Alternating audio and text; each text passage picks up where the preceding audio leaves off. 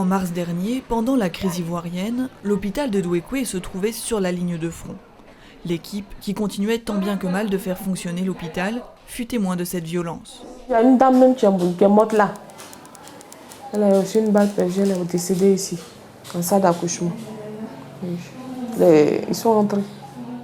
Aujourd'hui, le calme est revenu dans la région et l'hôpital est débordé. Les équipes MSF prennent en charge les urgences chirurgicales, notamment de nombreux accidents de la route, mais aussi la maternité, la pédiatrie et la médecine générale. Vu qu'à MSF, on est présent à l'hôpital de Douékoué, la gratuité y est. Il y a des médicaments, il y a du matériel, il y a du staff. Donc nous avons des patients qui viennent de très loin. La gratuité des soins décrétée par le gouvernement est peu appliquée et les médicaments manquent ou sont payants. Malgré le retour au calme, les populations sont encore fragilisées.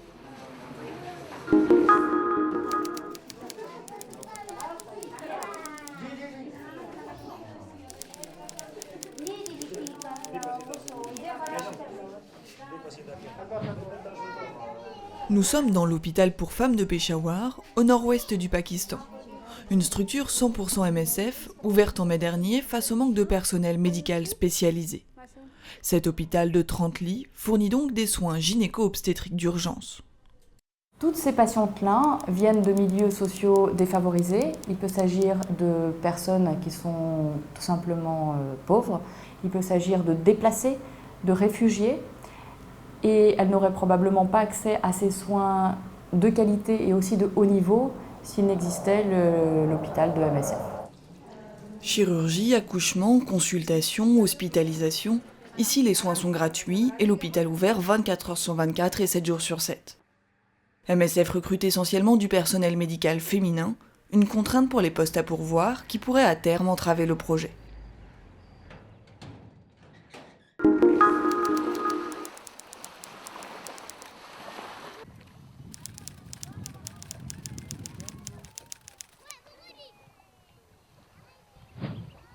Des affrontements ont régulièrement lieu à la frontière entre le Katanga et le Sud Kivu.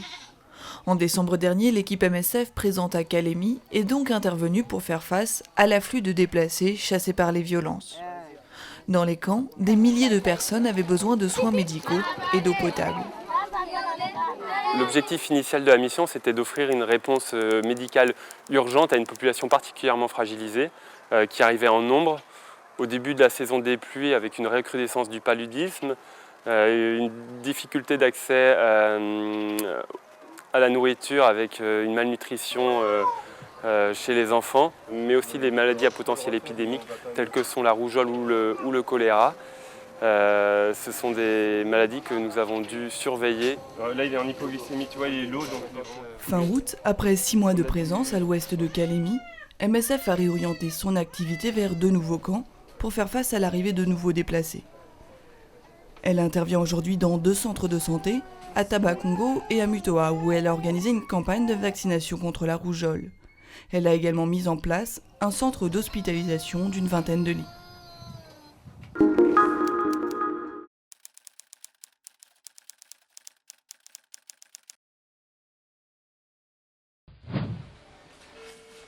Érézée a 26 ans, elle vient d'avoir un accident de moto.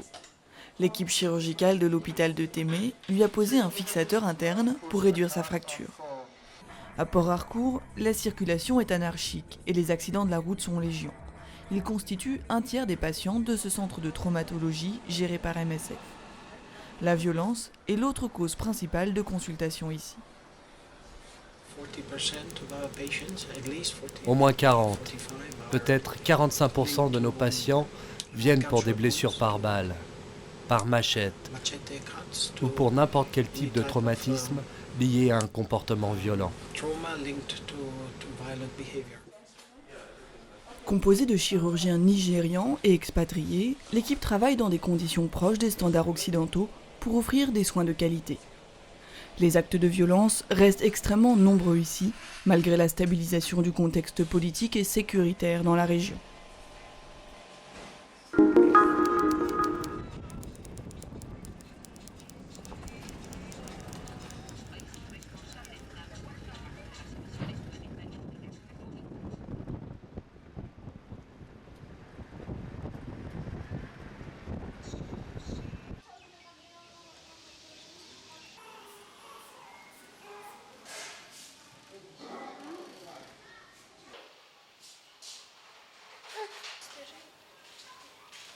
C'est juste les compresses.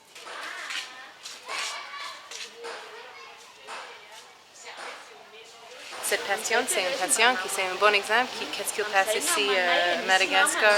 C'est un patient qui a vu quelqu'un, pas médical, pas un professionnel médical, qui a donné des soignements, des traitements, des injections IM intramusculaires pendant 2 semaines. Et après, elle est tombée avec un abscess à cause de les injections, qui ce n'était pas vraiment de fait propre.